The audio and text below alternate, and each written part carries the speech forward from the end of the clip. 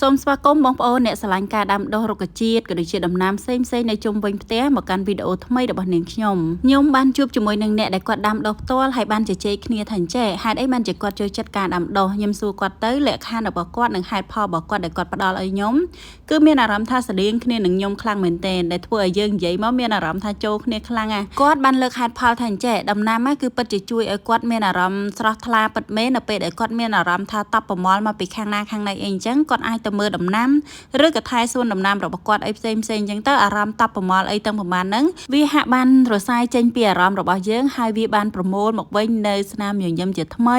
ជាពិសេសគឺក្តីសង្ឃឹមថ្មីតែម្ដងហើយបើសិនជាយើងឆ្លោះបញ្ចាំងតាក់ទងទៅនឹងអ្នកដាំដំណាំវិញខ្ញុំជឿជាក់ថាពួកគាត់ក៏មានអារម្មណ៍ប្រហាក់ប្រហែលគ្នាដែរប្រហែលជាយើងមានហេតុផលផ្សេងពីគ្នាប៉ុន្តែខ្ញុំជឿជាក់ថាយ៉ាងហោចណាស់ក៏យើងមានហេតុផលប្រហាក់ប្រហែលគ្នាខ្លះដែរក្នុងនាមយើងគឺជាអ្នកស្រឡាញ់រុក្ខជាតិនិងស្រឡាញ់ដំណាំ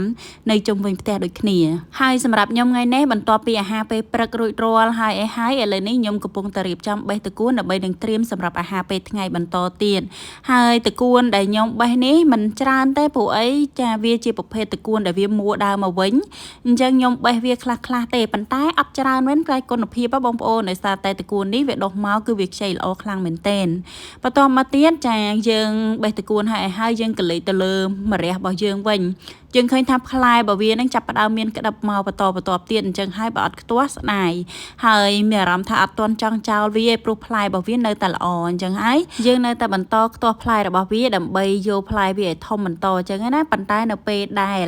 ចាម្រះនេះចាប់ផ្ដើមអន់ដើមអន់ផ្លែហើយខ្ញុំនឹងកាត់ត្រួយរបស់វាយកទៅស្លកកូបន្តទៀតហ្នឹងហើយសម្រាប់ម្ហូបអាហារថ្ងៃត្រង់ដែលខ្ញុំធ្វើនេះគេម្ហូបគេកំពុងតែពេញនិយមមកប៉ុន្តែគាត់ថាពេលគេធ្វើម្ហូបស៊ីនគេដាក់ស្ពៃបូកូតែខ្ញុំលួចថែមតិចតួចចឹងទៅដោយសារខ្ញុំជួយជាស្ពៃបូកូញ៉ាំទៅរៀងឆ្ងាញ់ដែរចឹងហើយលួចថែមតិចទៅបំបីក្បាច់គ្រូខ្ញុំសង្កេតឃើញភាពខុសគ្នារវាងផ្ទះដែលមានដំណាំនិងផ្ទះដែលអត់មានដំណាំកាលមុនផ្ទះរបស់ខ្ញុំអត់ទាន់បានដាំដំណាំអីហ៎ខ្ញុំមានអារម្មណ៍ថាវេលាបែរជាខ្ទង់ម៉ោង5ម៉ោង6ហើយប៉ុន្តែចាដោយសារតែផ្ទះខ្ញុំចាក់ថ្មចាក់អីពីមុខអញ្ចឹងនៅតែមានអារម្មណ៍ថាជះចំហាយក្តៅភាយមកលើជើងអីរបស់យើងអញ្ចឹងទៅប៉ុន្តែបន្ទាប់ពីមានដំណាំមិនច្រើនណាស់ណាប៉ុន្តែតិចតួចប៉ុណ្ណឹងប៉ុន្តែវាជួយកាត់បន្ថយការក្តៅច្រើនមែនទែនដោយសារតែដំណាំរបស់យើងបានស្រោចទឹកស្រោចអីអញ្ចឹងហើយវាមានដីមានដំណាំអីនៅនឹងទៀតមានអារម្មណ៍ថា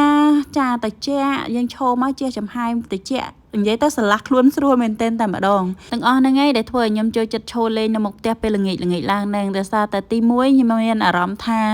យើងទទួលបានខ្យល់បរិសុទ្ធយើងងាយស្រួលក្នុងការដកដង្ហើមនិយាយទៅគឺស្រឡះខួរក្បាលល្អខ្លាំងមែនទែនតែម្ដងហ្នឹងឯងអរគុណបងប្អូនអរគ្នាសម្រាប់ការមើលវីដេអូនេះកុំភ្លេច share ផងបើសិនជាលោកអ្នកស្រឡាញ់ការដាំដុះនៅផ្ទះដូចខ្ញុំដែរបាយបាយ